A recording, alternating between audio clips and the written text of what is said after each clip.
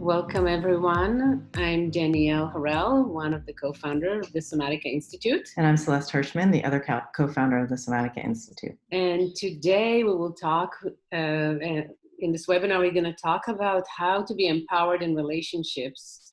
We'll talk about why it is so hard to be empowered in our society and the ways that we were all set up to feel like a failure.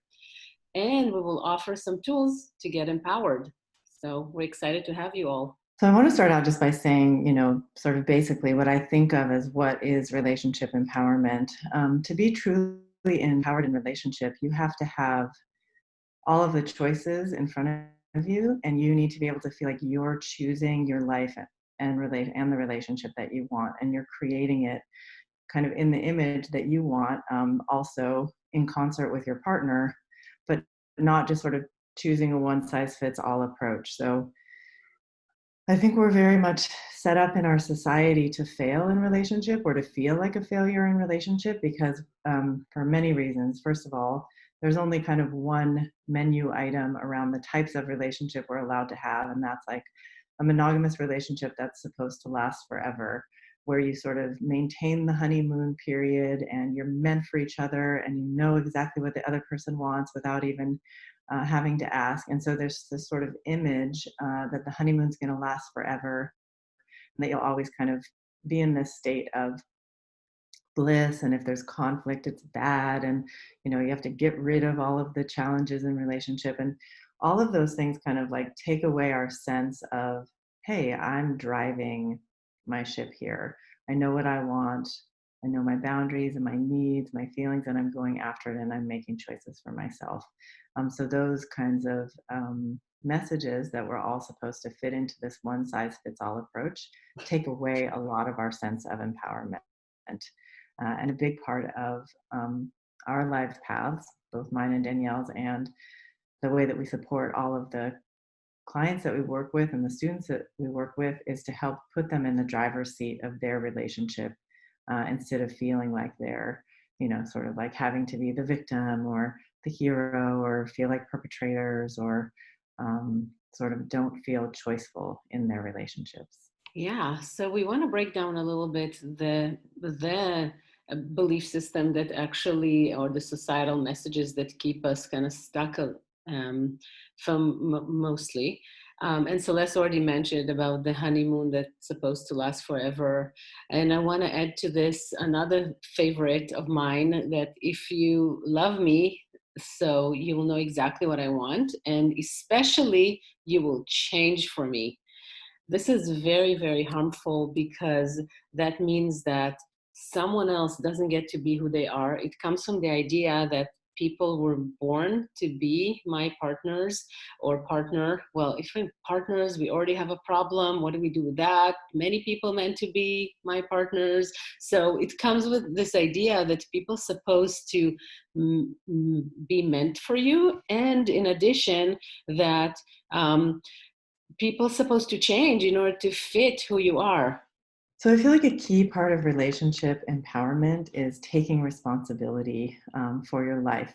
But the word responsibility often comes with this sort of like heavy, shame-based sense to it. Like, I need to take responsibility for myself. And if I haven't done that, then I'm bad and there's something wrong with me.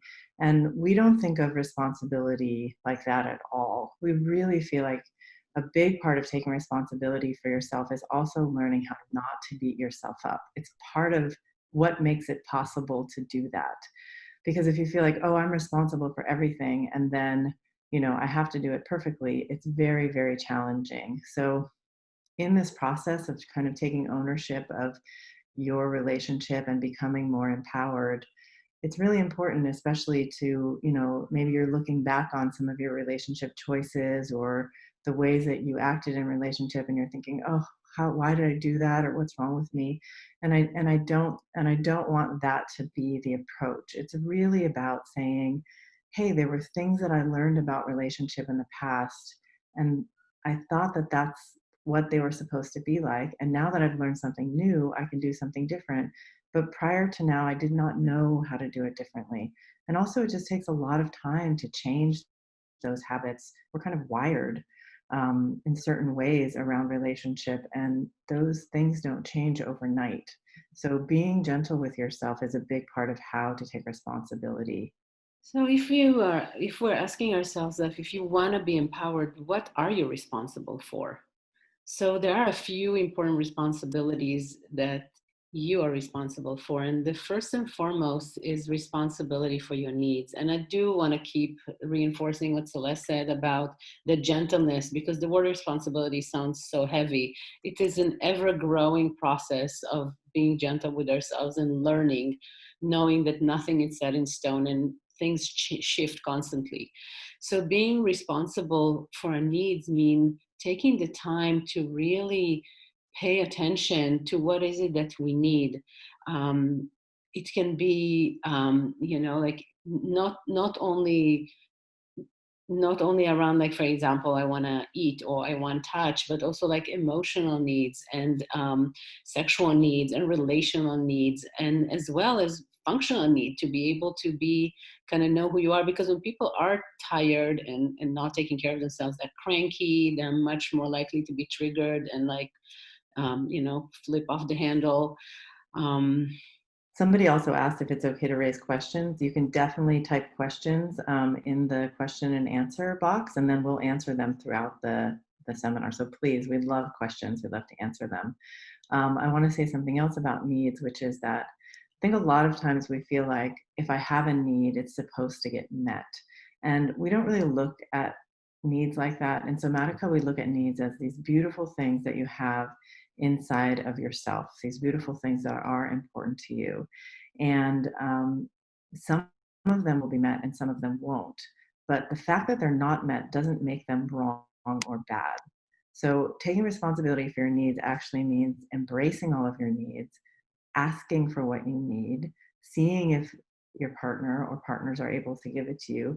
And then if they aren't, then you will need to grieve or you'll feel your disappointment, but not getting angry and feeling like you have a right to have every single need met, but that your needs are still beautiful, even if they aren't all getting met.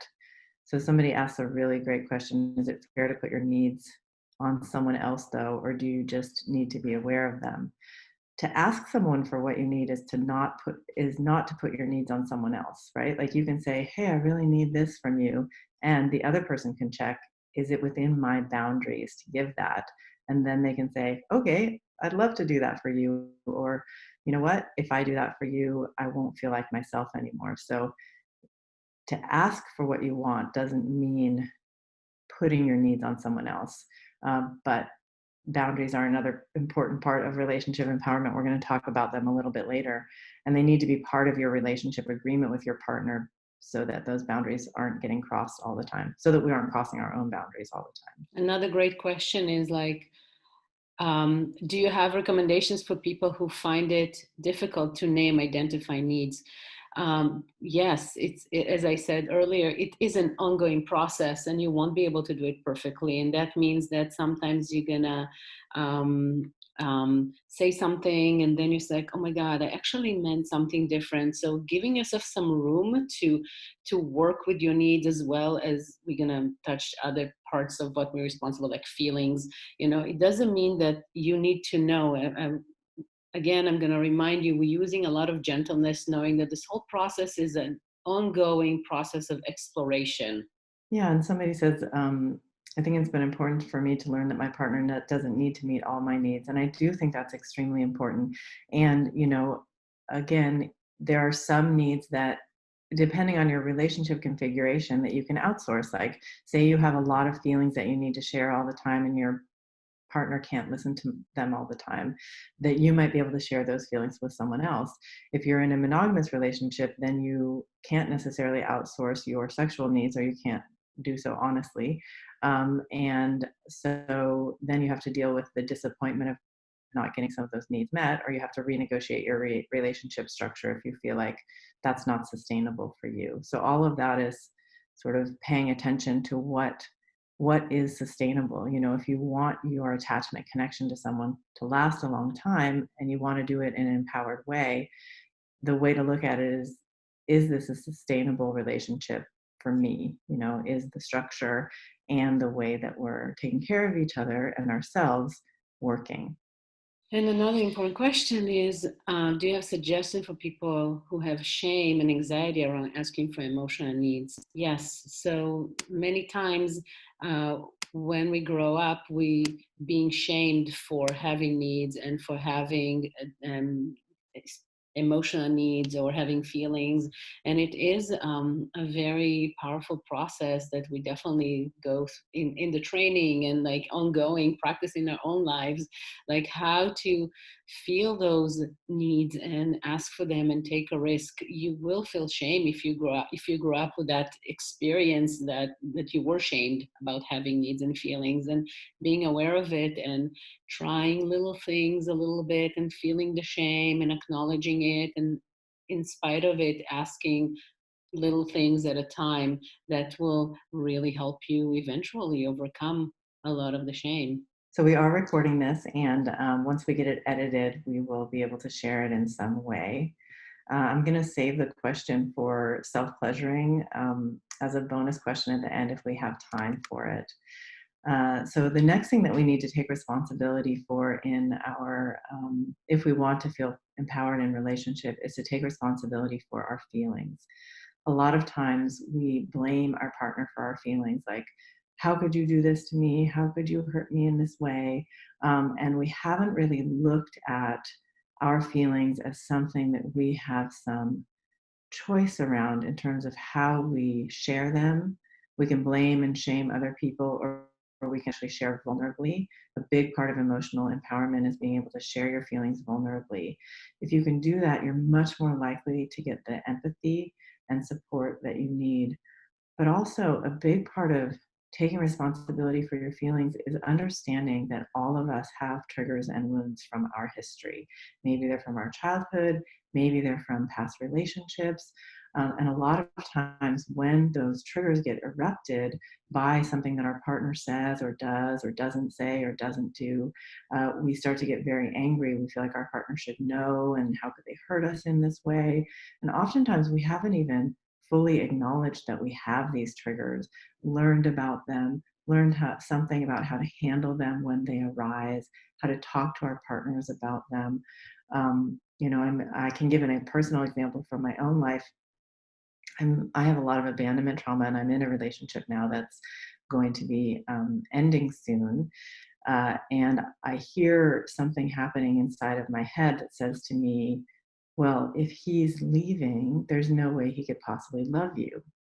Now, logically, I know that that's not true, but my childhood wound jumps to that painful conclusion. And instead of continually making him prove that he loves me, I sat him down last night and I said, hey, as the time gets closer to you leaving, this voice inside of my head is going to start telling me that you don't really love me. And to be able to share that vulnerably with him and just have him listen, and he did reassure me that he loved me, but he also talked about himself and his own boundaries. Um, it was so relieving to not to feel like I just had to like suffer or keep trying to like sort of act out to get attention from him, but to just vulnerably say, hey, this is what I'm dealing with, and I just want you to know so that you know why I might be more sensitive. If that makes sense. Which also brings me to the next thing we're responsible for, which is our choices. Because there's something about, when we are growing up as children, we don't have a lot of choice. But unless as we are becoming adults and hopefully having more financial ability to support ourselves, so unless we are in this kind of like relationship when we're depending on someone, we actually not really depend on people. And the choice that we have a choice to make different things happen that are different than what we understand or perceive ourselves. For example, Celeste, in her example, could do what she used to do before, which would be just leave the relationship first. But what she did was choosing to share her feelings in a situation that gave her an opportunity to develop something different. in herself. But for that, you need to be able to see that you do have choices to look at your life in different way than how you used to look at it. Maybe I'll circle back to needs for one more minute since a lot of people have good questions about them. What's a good way to distinguish a need from a desire? I don't distinguish needs from desires in the sense that all of them are beautiful and some of them won't be met. I think what you need to do to be empowered in relationship is to see are enough are enough of my needs or desires being met in this relationship for it to be sustainable? And if not, then there needs to be some, you need to talk about it, you need to ask for different things, you need to renegotiate your relationship or into a different structure, or you need to end your relationship, once you feel like the amount of needs aren't being met and it's no longer sustainable. Um, so another person asks, what if a person made a commitment to offer to fulfill my needs in different areas and then keeps changing their mind? So what Yeah. you find about your partner is that there's someone who's probably going to change their mind a lot. And to wish that that's not true would be very disempowering for you, I guess, to say it that way. Um, when you start dealing with people over time, you kind of see what some of their patterns are. And then you need to say, okay, so this is somebody who said that they're going to meet a need and then change their mind. They will most likely continue to do that during your relationship. Once you see these patterns, humans are, they change, but not a lot, and it takes a long time. So you need to see, can I be in a sustainable relationship with someone who says that they can meet a need and then realizes that they can't, because this person probably has some boundary issues. They might not be telling you, they might not know what their real boundaries are, or they might not be able to tell you for fear that you might be angry with them or leave them. So, there's a deeper discussion to be had, but for now, I would say there's probably going to be those changes. And you can keep getting mad at them for that, but it probably, shaming or blaming them around that probably is not going to help them change. Maybe supporting them and learning some boundaries can be helpful. Which really circles right into the next questions. Do we have advice and language around holding kind boundaries with around partners' needs? And yes, we talk a lot about sharing boundaries lovingly, because knowing that people are different and people have different needs, and there's no way in the world, with all the empathy that we have, that we will be able to fully understand what the other person needs or fully communicate what we need. This is kind of like many times a challenging sore spot for people, and knowing that can help you be much more empathetic when people don't don't fully get your boundaries, and knowing that you will need to reshare your boundaries. I don't want to say restate. I want to say reshare your boundaries lovingly, and tell someone, hey, I know we might have said it already, but it really hurts me when you do that, or I really need you not to do that. Yeah, and to say it very gently and lovingly and to definitely take ownership. A lot of times I will say, instead of saying like, you're being a bully right now, I'll say, I'm very sensitive. So, when we're in a conversation together and you start raising your voice, I notice that I start to get shut down or I start to get shaky, and it's much harder for me to stay present. So if you feel like you're going to raise your voice, we might need to take a break at that moment, maybe have a safe word or something, because it's too much for my nervous system to handle. So I'm not naming something bad about them. I'm talking about myself and what's in my capacity to deal with as a way to set boundaries. And to add to this, I do think that the limbic system has a lot to do with it as well, because you can say words, but the way that you hold your energy, your voice, your softness can make a whole different experience. And some people are more susceptible to that kind of like energy and voice and softness, and some people less. But if you know that you are susceptible to something like that, I am, for example, I need, like, people can say stuff to me, but until I actually feel the softness in their voice, I might feel judged and criticized. So that will be something for me to communicate around my needs. Somebody says, aren't boundaries limits we hold for ourselves and not telling our partner what to do? Can you speak to the difference between boundaries versus being controlling? So I think boundaries are saying something that you might not be able to handle. So it's not controlling to say to your partner, hey, if you raise your voice, I'm going to need to take a break. They still are allowed to raise their voice, just you won't be in the room to listen to it, if that makes sense.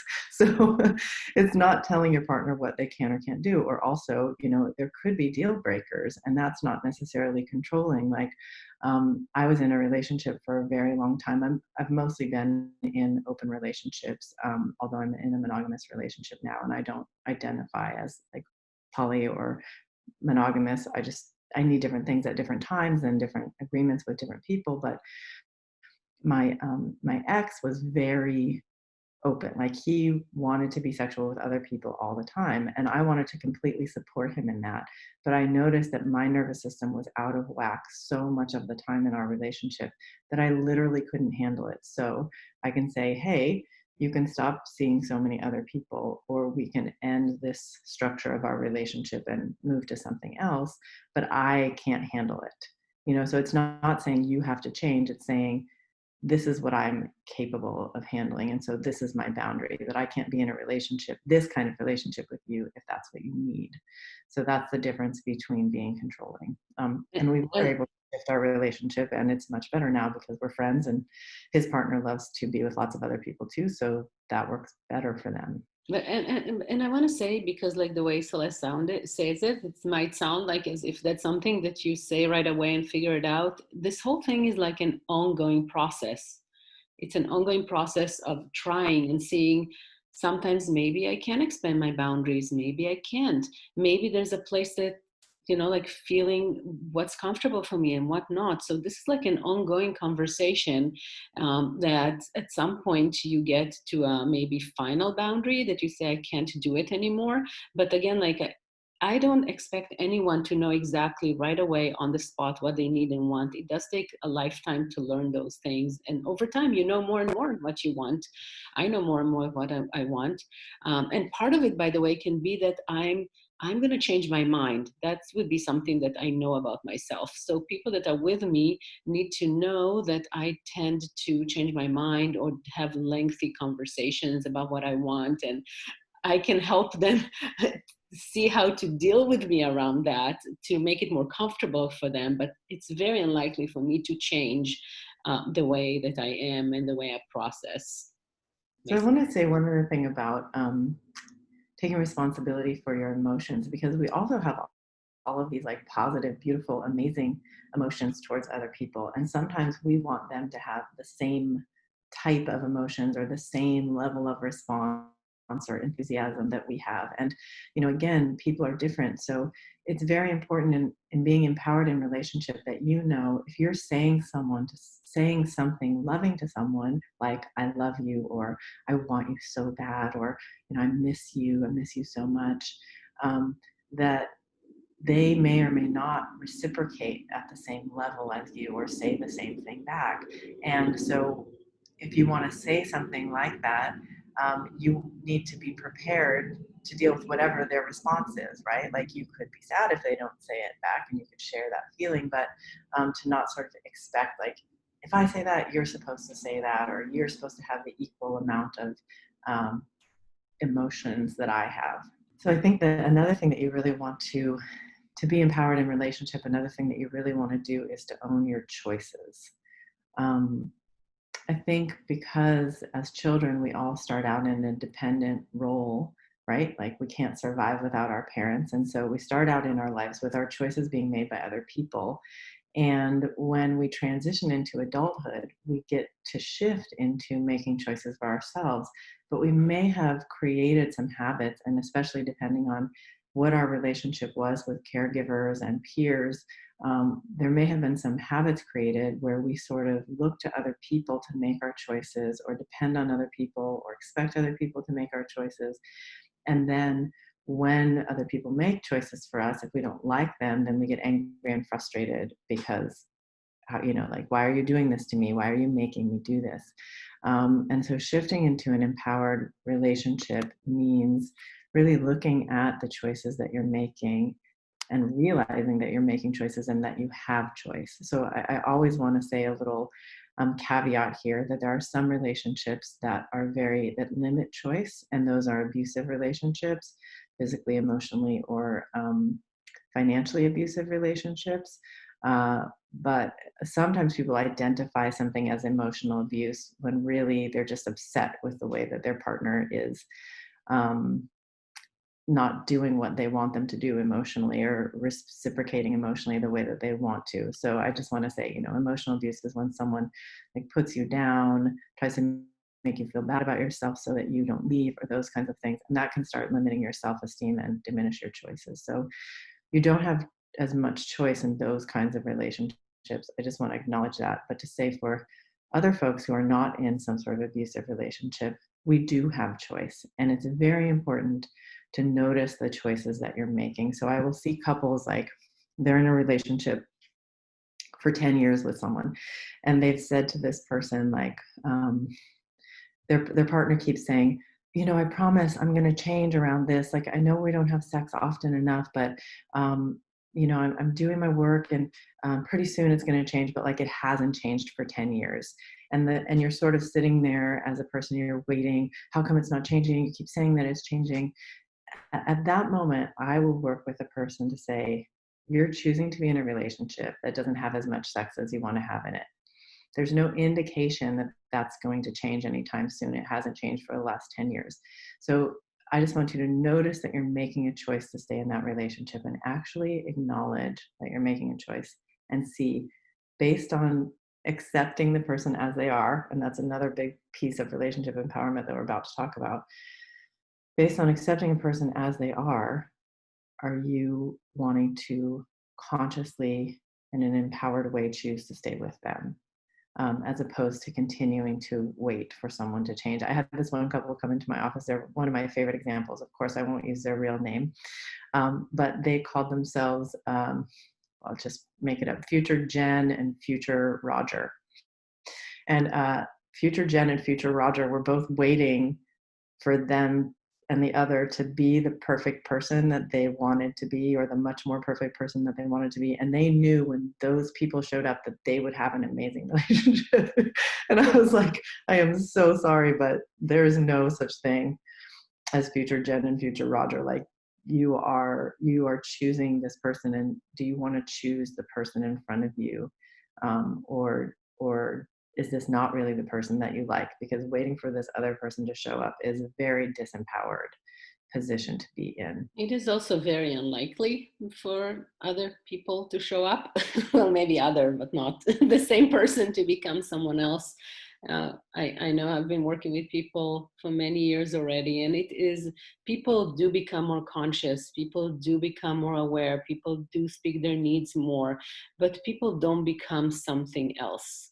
And that's something really important to know when you are in a relationship. It's very unlikely for your partner to become something different than who they are. Somebody says, you mentioned 10 years, but how long will it take for someone to make a decision to activate the change? 2 years, 5? How long does it take to know someone and to know whether they are able to change? I sort of look at it this way, if the person doesn't have an internal motivation to change, and I really want to help you, like, not take it personally that you wanting them to change is not going to be enough of a motivation. And unless they have an internal motivation to change for themselves, it's very unlikely that they're going to change. And yeah, so if I see someone staying the same after 2 years, again, like Danielle said, people might be able to communicate more, be more understanding, sort of be more aware of their boundaries. But these sort of bigger, deeper habits are just much less likely to shift. So I'm a huge fan of working towards acceptance with what you have now, as opposed to waiting for change and then seeing if that's what you really want. A lot of times when you accept someone for who they are, and again, that's another big piece of relationship empowerment, accepting your partner as they are, you might find that there's a lot more available for you in that relationship than you thought. Because if you're sitting there like with your arms crossed, waiting for someone to change, and they're not changing, and you're angry and hurt and upset about it, you often can't even receive the love and affection and attention that they do have to offer, because you're sort of like waiting for this future moment of some other kind of hope that you have. So I really try to help people be with the person that they are now and not expect change, or not have change of the other person be the thing that they're relying on for their happiness. Which leads into another question here that someone asks about. I'm so sure my partner can change, that I see myself maintaining some emotional distance, and not being willing to be totally accountable to him. So I won't be frustrated or disappointed, which is that's what we usually do. Is this okay, or am I fooling myself? So well, you're clearly not fooling yourself, because you know that you're doing it and you just wrote it right here. And the thing is that, like, people, this is a choice that you're making. You're making the choice to sit a little bit in the distance, knowing that your partner is very unlikely to change. And it does keep distance if you're not fully accepting them for who they are. And that's kind of like the price. And it's a little bit of a question for you whether that's a price worth paying for the other things that you get in relationship. No relationship is going to give anyone 100% of everything that they want and need. And also, where I do want to say, it also brings me to this idea that um, a lot of where I check couples when they come to see me is like how much they push the other person to change, as opposed to how much they take responsibility for their own change, acceptance, feelings, boundaries, who they are, because it's very unlikely to be able to make someone else change. It is more likely to decide what you want to shift and how you want to relate to the person around whatever they have to offer to I us. also want to strongly encourage you to feel your disappointment. Part of moving towards acceptance of your partner is not pushing away disappointment. We always try to push away being disappointed or being disappointing in relationship. And actually, the fact that we won't ever be perfect for the other person means there's inherent disappointment in relationship. And we actually let ourselves feel it and grieve whatever it is that's not there. Again, there's a lot of opportunity to see what is there and what's possible. So I encourage people to actually feel the disappointment and see if they can move through to the other side of it. And I also want to encourage people to start to look at whatever their partner has to offer. Maybe it is a love offering. I'll give you an example of my sweet husband, because I'm someone who really, as I said earlier, process stuff out loud. And he's just there, and he really want to make me happy. That's, I think, part of his life mission. He will never admit it, by the way. And he's there. And I just see him like constantly like trying to understand what I'm saying and see what of the assignments that I'm saying are for him and what are not. And one day I turned to him and I said, like, sweetheart, this is so loving of you that you try so hard, but you really don't have to. I really see it as a love note to me, and you really don't have to. And there's something about, like, I could have seen, and he can get annoyed by it as well, right? So because he doesn't always catch and he doesn't know what I'm exactly saying, so he can get annoyed. So understanding his annoyance in the context of who he is, and taking the love in, really helped me shift my experience of him, as when sometimes he judges me around me processing stuff out loud. There's another question too about abusive relationships. I will answer that at the end with the pleasure one, but I want to just get through all of the relationship empowerment steps. Another big step for relationship empowerment that we've already started talking about is accepting your partner for who they are. And I think actually a big piece of it also is accepting yourself for who you are. And that means knowing that there's ways that you're amazing and fantastic in your relationship or relationships, and there's ways that you're challenging and upsetting in your relationships. And actually, those will be different for different people. Some people will be upset by some things about you and other people by other things. So sort of accepting who you are and knowing it has an impact is a big, huge part of relationship empowerment. And then accepting who your partner is and being able to share the things that you think are amazing about them, and also to share what's challenging in a way that doesn't blame or shame them or try to force them to change, is a big part of relationship empowerment, so that you can work through moments of tension without expecting or demanding change to happen. And this kind of acceptance Like I said, I think it really means you're taking the reins of your relationship seriously. If you're sitting and saying, my happiness depends on my partner changing, that's a very disempowered place to be. And um, for you to work with yourself on that and see, what do I need to do? Move through disappointment, shift to a different relationship structure, share my feelings in a way that's more gentle and loving so that I can at least be heard and seen and understood if possible, if my partner is capable of that, and they might not be. Again, your solution cannot be dependent on your partner meeting certain criteria that's not in their capacity to meet. So that is, a big piece of being empowered in relationship. Great question here. Do you have advice for people who are currently single to finding the right partner? Good luck. That would be my advice. The reason I'm saying it a little bit is that there is no actually right partner out there. That's my belief. There are people that you'll be more compatible with, and there are people that you're going to be less compatible with, because we all come with different sets of who we are. People who are more compatible means they probably like to do things together. They have compatible sexual hottest movie, and they can have like hot sex together. They have the same or similar opinions about how to manage money or how to raise children if you want them. You are more likely to have less conflict. And if you are falling in love with someone who is less compatible with you, it's not the end of it all. You just need to do much more negotiation, much more work in communicating your needs, and communicating and seeing the differences and appreciating the differences and how they contribute to the relationship. So we are here about like not finding a magical person that will fit you. We just don't want you to sit there and just wait for a long time, but actually trying and connecting with people and seeing like who gonna support you and connect with you in different ways that will be more pleasurable and mutually enhancing.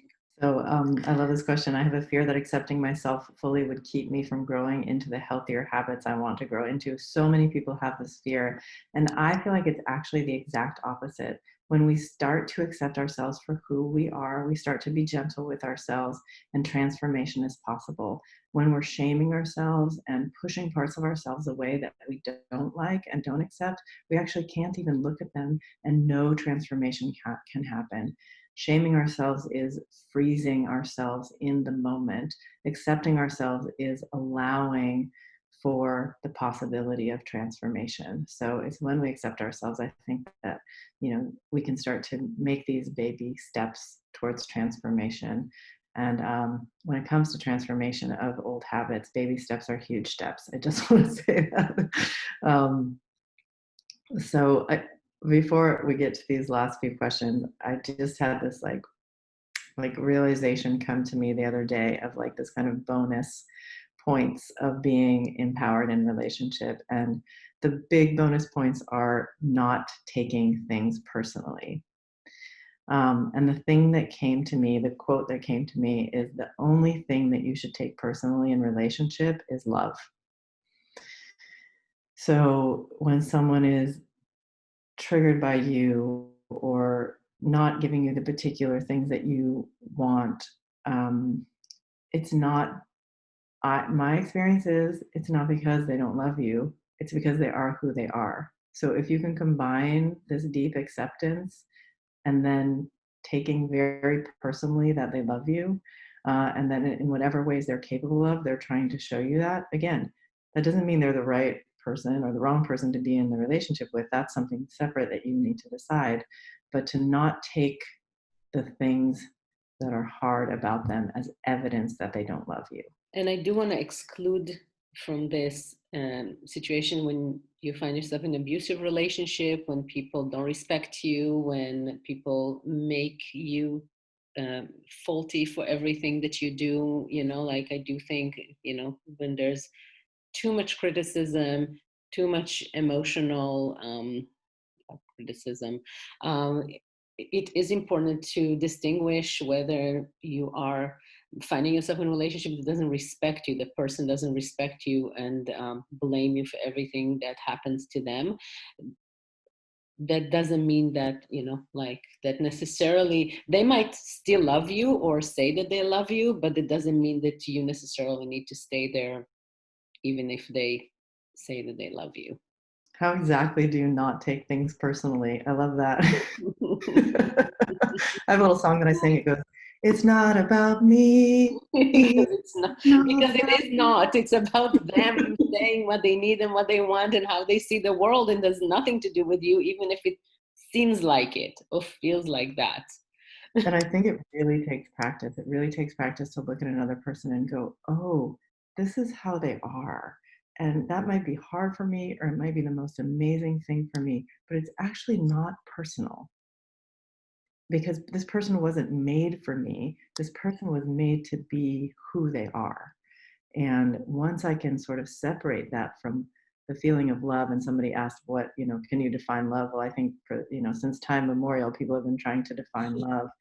But to me, it's just a feeling that I look at this other person and I think, like, I want them to be who they are.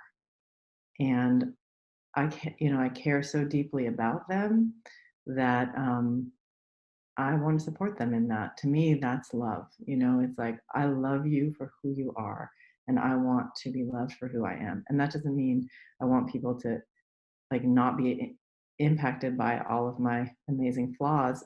Obviously, they will be, and I'll be present with them when those arise. But to just to have that beautiful feeling towards me, I just love this person for who they are. Great question about people that are very compatible, but their heterosexual movie are not compatible. This is a lot of what we talk about in Somatica, a lot of what we write in coming together, because there are ways to work through the differences that people have. And if there aren't ways to work through the differences in the heterosexual movie and in the core desires, we offer different kinds of suggestion to people to be able to talk about those differences and see what they can do in order to keep living together and enjoying the other wonderful things that they have to offer to I each think other. one of the I think one of the biggest, most important things about relationship empowerment is it is a very much an ongoing process where if you look at just needs, feelings, boundaries, choices, each of these are big, huge topics. And with each topic, they need to be broken down, and we need to practice each aspect of it, knowing what I need, accepting what I need, understanding what I feel, learning how to share it vulnerably. And the Somatica training teaches you, if you're coming for personal growth, it teaches you how to do that for yourself step by step. And you need to practice, practice, practice. And it's an amazing opportunity to practice day in and day out with a supportive community who's going to love you and hold you through it and hold you to it, in that gentle, loving way. And also as coaches, that our job is to help people become empowered in relationship, and we need to help. We need to learn that step-by-step process in order to guide people through the movement towards empowerment, because I mean, I know in my own life, like, it's been, I've been working on this stuff, by which I mean my abandonment trauma, my reactivity, my desire for other people to meet my needs in the particular way that I want them to, the romantic fairy tale. I've been working on dealing with that. And as I do it, my life gets so much better, and there's so much more joy and pleasure and so much less trauma, uh, repetition.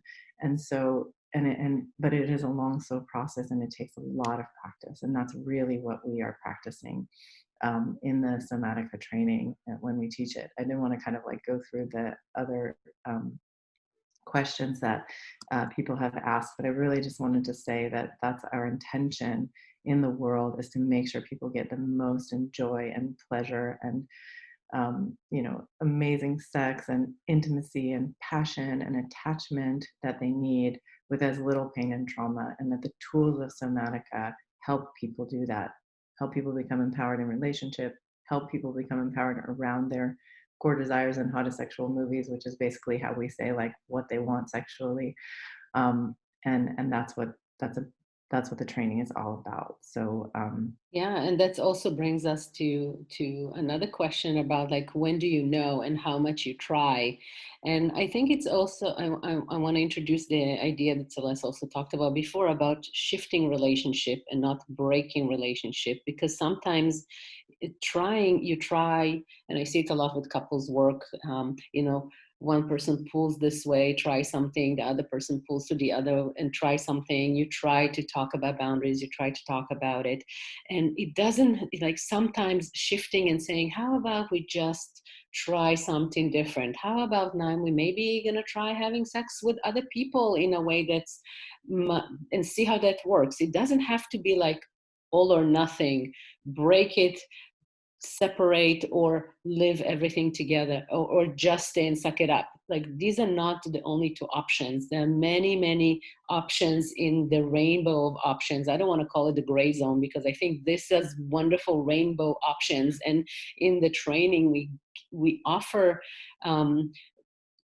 many things around it. One is like to start to look at life and the messages we got in different ways, to kind of challenge yourself and say like, oh wow, I'm noticing myself like really feeling this, where's it coming from? And maybe shifting a little bit of the belief systems, as well of having tools of communicating your needs, and having this like dance of back and forth with people that you love, around your needs, boundaries, desires, etc. Okay, so what are your thoughts, advice about self-pleasure if you're not getting your sexual needs met by your partner and you're in a monogamous relationship? My thoughts are, expand, explore, try all sorts of different ways of pleasuring yourself. I think, masturbation can be very limited in our practice of it. Can be just like, you're tired, you grab a vibrator, you have an orgasm, and you pass out or something like that, which is wonderful. Nothing wrong with that. I do that a lot. But also, you may want to take time to like try different kinds of breathing, try touching your whole body, start masturbating in the shower or the bathtub, because you can feel this nice warm water all over your body. Or maybe there's certain scents that you like and you want to smell them while you're touching yourself. Maybe you want to explore like erotic stories or porn, watch some porn and see what kind of different porn turns you on. So I think there's just so many ways to expand your masturbation practice. And we do have a blog about it. I think it's on celesteanddanielle.com, about expanding your masturbation practice. And yeah, I think, self-pleasuring is a great way to get some of the needs met if you're in a monogamous relationship and you and your partner aren't being sexual as often or in the way that works best for you. Um, yeah, I'm getting like, reading the beautiful questions. You're getting sucked into them. Um, yes, we have a few more minutes to finish the webinar for today, and we will maybe take a couple more questions. But before people can finish, I really want to say that today's webinar is also was, in addition to learning here, is also your opportunity to see what you can learn in the Somatica training. We are starting an online training in June, so it's not too late to sign up and really start both your personal growth, and you can only do it for personal growth if you want to, and learn tools to how to navigate in relationship, how to say what you want, how to understand what you want, how to communicate it lovingly, how to set boundaries lovingly, how to figure out for yourself what is too much and what is too little as an ongoing process, and many how to's around the relationship and sexuality. It is both a training to help you around relationship. It's kind of 50% relationship and 50% sexuality, and all the stuff that you learn about relationship you can also apply specifically to sexuality.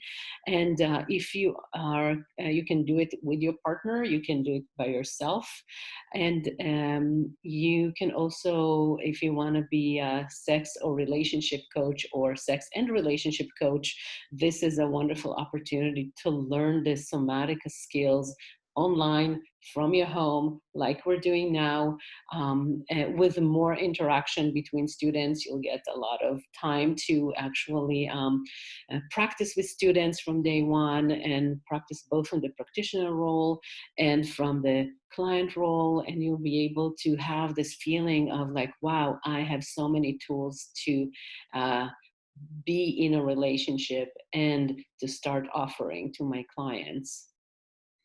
So if you sign up today, you get a special bonus of $200 off. So don't miss this opportunity. And you can just go and apply on the application form in somaticainstitute.com. Great. I'm going to try to squeeze in, because I'm, a pleaser. I'm going to try to squeeze in the last few questions. How can my partner and I build more trust? I feel like relationship empowerment and people speaking honestly and openly about needs, feelings, and boundaries is a huge part of how to build more trust in relationship. And especially speaking vulnerably and lovingly about all of those things, as opposed to blame and shame, which I think um, diminish trust in the relationship. Those are ways that you can build more trust. Could go much more deeply into that around, but well, maybe we'll have to save some things for the training. Want me to keep Great. going? I can keep going. How do I deal with a sensitive mood changing partner? So I think the first thing that you want to notice is how their mood changes affect you. This is relationship empowerment. When you see something in someone else, instead of going, what do I do about them? You say, what's happening inside of me? Because a lot of times I see partners with, when their partner's mood changes, they think, uh-oh, what did I do wrong? Or how can I fix this? Or, they start scrambling and getting scared. And one thing that you can just notice is, am I scrambling and getting scared when my partner is moody? And to start to try to calm your body, that's very, very empowering and can be grounding for them. And also probably they don't really want their moods to impact you so much, but they can't necessarily help their moods. That's just part of who they are. So there's the acceptance piece there. And then also being able to say what's challenging for you, the impact of their moods, without being blamey or shamey. And also if you have boundaries, like there may be times when they're in a particular state where you actually need to be somewhere else because it's too much on your nervous system to be around it all the time. So all of those things are sort of taking the tools that we've talked about and using them towards this particular issue. So great question specific about the training, and we really do want to answer those. What precautions will you make in live events for COVID? We are not having live events. We are offering until we are safe to cuddle, because there's no point in doing it until it's safe to cuddle. And then that's one of the reasons that we started the online training, really transferring the wonderful interactive Somatica tools online. And you can do it from your home and cuddle and practice with people in your quarantine pack, as well with fellow students in Zoom, because so many tools of Somatica are relational tools of communication and sharing energy and sharing words that we can definitely do online over Zoom. So that's definitely available. And then the schedule of the online training is, we have 5 modules online over Friday, Saturday, Sunday, 4 hours each module. If you are in San Francisco, in the West Coast, East Coast, Europe, and you can do that.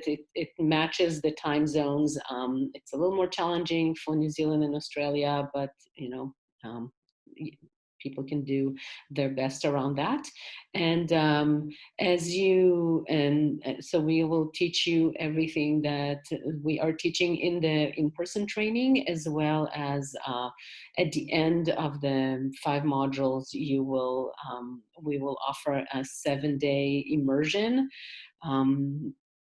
in person in San Francisco, when it is safe to connect and cuddle. Yeah, and somebody says, what happens if you can't host the live portion of the online training? We're still working out that, but we're looking at different ways to make sure that everybody can get all of the teaching online.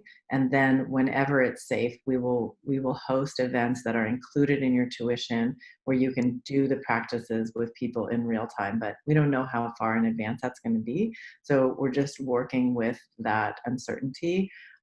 Because we want people to get all of the teachings and tools as soon as possible, and then eventually be able to practice them in physical proximity. But in the meantime, you may be able to practice them with your partners or whoever is in your, what do we say, germ bubble. Will the Zoom workshops and the online course be recorded so you can look at them again? Yeah. the webinar portions of them will be recorded, but the part where there's confidentiality, like students are talking about themselves or their feelings, those won't be recorded. And we will let people watch it for a limited time. Yeah. Okay, I'm fine. I know people might have to leave, but is it okay if I just answer these last two questions? Of course, Celeste. What else? So for everyone who needs to leave, we had amazing time having you here. If you want to hear Celeste answering questions, stay along. Trail for a few more minutes. I don't want to leave people out. It's not nice. I find it hard to reconcile one specific love language with not placing too much at my partner's feet in regard to how to best I feel loved. Can you speak to the difference or maybe how to balance those two? So again, I feel like what we do is we say, hey, sweetheart, let's talk about love languages. This is mine. Do you have any idea what yours is? These are the things, and the more specific you can be, the better without being demanding. Like, you have to do this, but like, if you were to say this, it would feel so good, or maybe to buy me this kind of present, or to make love to me in this way. And I'm not saying you have to do those things, but those are the things that would make me feel so loved. And then you ask for them, and you ask for them gently. And if they don't seem to know how to do them, if they're open to it, you teach them in an experiential way, gently. We talk a lot about that in Coming Together. And then you see if they're capable of it. And if it's beyond their capacity, then you feel your disappointment. That's how you be empowered in relationship. So I'm fully accepting Julian's love offering, but being the German he is, he can't pay a compliment or speak vulnerably. I have accepted this about him, and I have been with the disappointment. What are your thoughts on modeling behavior? Does it work? Is there a right or wrong way to model behavior? Is there a successful way to do it? Am I kidding myself that he will change with modeling?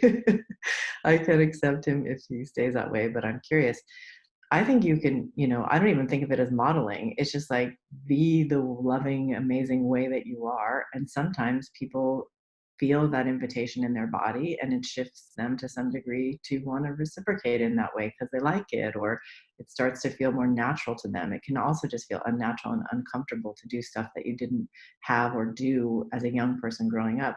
And sometimes it won't shift their way of expressing themselves. So that's the way I look at it. Like, I'm a love monster, like with my partners, I just pour love all over them all the time. And then there's no way they could reciprocate as much as I offer them. But sometimes they like get into it, and start sharing back in that way. And sometimes they don't. And then I've had to see, is that it, does that work for me? I do. People ask about the training, and I want to answer here as well. There's no promo code for the 200. You sign up within the time frame, which is tonight, and then we give you afterwards the 200 off. No one will be rejected for that. And we would love to have you fill up the application. There's no, the whole online training comes as a package, and people are coming already. We have people coming from Europe for sure for that. If people are not, if no one's able to travel, we will find modification for that. But the price is for the whole package. And there's nothing special for just the 5 days. Somebody says, expressing gratitude for you too. I got to be a live demo for an intro a couple of years ago, feeling sadness that you can't do that in the same manner anymore. Do you do similar things online? Definitely. In the online training, we're going to make it as much like the in-person training as possible without being able to touch each other. So we're going to bring people into the webinars and do demos and work with people live in the moment on whatever it is they're working on in their lives and relationships. So there's definitely going to be live connected demos and practice sessions in Zoom groups with your fellow students. As far as this last question is concerned, what's the best way to— I want to answer. Oh, yeah. Okay. I also just wrote a blog all about it, so it'll be up to you. Because like needy means that someone needs more than what you're willing to give, and there's so many wonderful ways to love them and not always give them what they need or as much as they need, and some of it can be being playful and hugging, and like so, and even like I want to demo like sharing boundary lovingly. It's like, oh my God, sweetheart, I love you so much, but I really can't watch this movie with you now, or I love you so much and I need to do this and this. So there are other ways to do it that are not shaming and still talking about your limits. Yes, and a blog will be published about it soon, so keep an eye out. We'll be sending those out in newsletters. Do you have support for the online training? If I can't afford it, would you talk about that? We do have some small scholarships available that you can apply for on our website. And additionally, we can do extended payment plans if needed. We do have payment plans available. So you can email us about that if you need an extended payment plan. Thank you so much for all your thank yous. It feels so nice to get the feedback that we're helping. And I really, I just provide as many tools as possible. Warms my heart. Thank you. And the name of the training in June is the online training. You go through the same admission process. That means you fill up the application and you will find it there. I can quickly send it here to everyone. So you'll be able to fill it out. Sorry, my computer is still going up here. Apply for the 2020 Somatica Core Training, and then you just click the option of doing it online. I'm typing the answer here. Okay. Hello. Love you all too. Thank you for the love and appreciation. It feels so good. I'm taking it in, taking it in. Love you. Oh my God. Thank you so much. And we hope to see more of you in any which way. Which way?